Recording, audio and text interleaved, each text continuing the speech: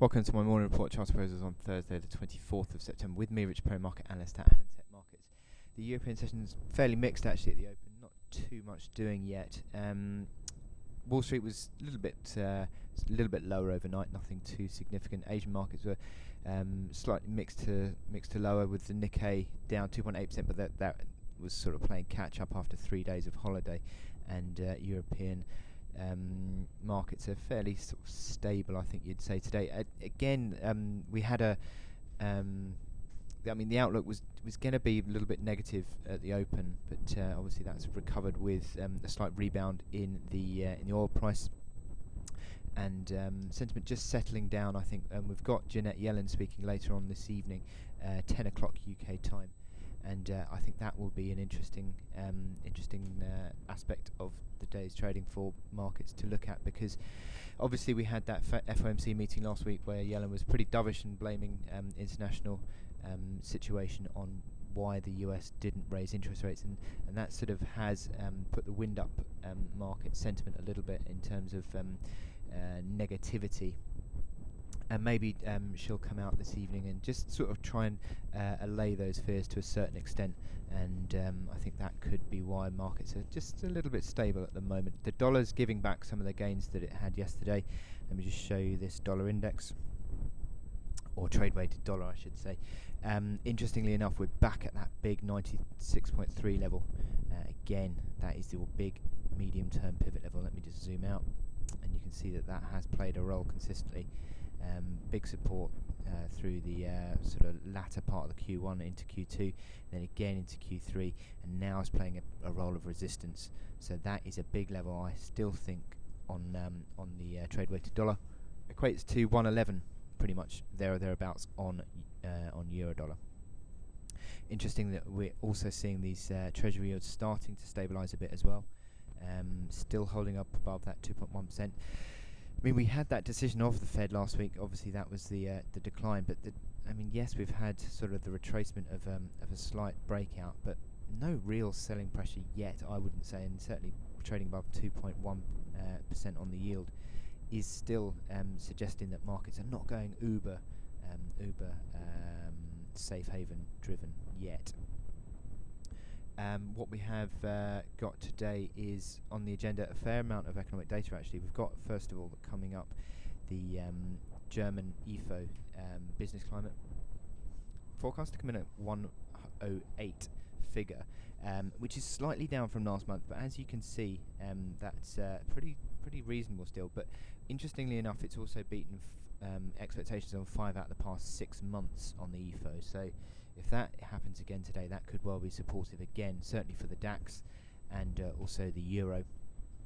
Then into the afternoon, we've got the US data. You've got it's not tier 1 data, but still I think could be important. It is the durable goods.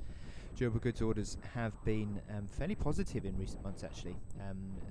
Certainly showing an uptick on the year-on-year data. Slightly down on that 0.6% last month, down to plus 0.1%, which actually would drag the year-on-year data slightly lower, but still I think it's not horrendous yet, and as long as the annual growth doesn't go below 0, I think that would still be considered to be a positive on that. And then at 3 o'clock, we've got the new home sales for the States, expected to rise slightly to 520,000 there. So again, that would be a strong number there for the US.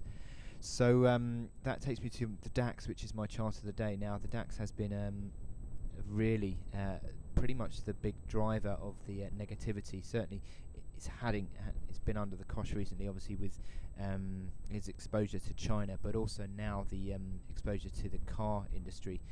Obviously, some major car manufacturers are German, sort of the likes of BMW, Daimler, and obviously Volkswagen as well. So significant downside pressure on that, and that has resulted in this big downside break that we saw yesterday. I think confirming the downside break from this range. That range break now really does suggest that we're going to see a test of that big low 9338, and I think that rallies are going to now be seen as a chance to sell. Look at these momentum indicators rolling over, MACD lines rolling over, stochastics negative, RSI still with downside potential, and it looks pretty negative. So I think that rallies are now going to be seen as a chance to sell. I think you had a pretty insipid rebound yesterday, not really seeing too much of a move today, basically just flat on the day at the moment. So I think using any sort of rebounds as a chance to sell on this DAX.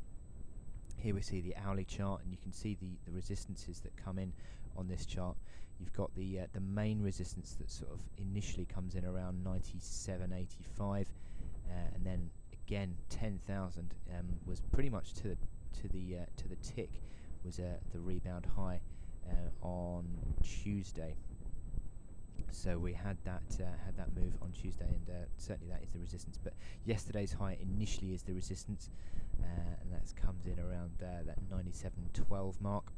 And I would be using that as a bit of a reference point today, as these momentum indicators just slightly unwind. RSI on the hourly chart, certainly as the selling pressure has come back in, tends to fall over around the 60 points, so maybe around 50s. If you get that RSI unwinding to that, maybe start to look for the selling opportunity.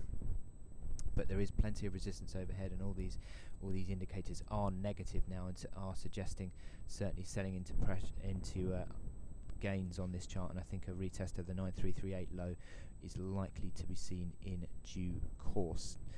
So I wish you good luck in your trading on DAX today, and I will speak to you later. Thank you.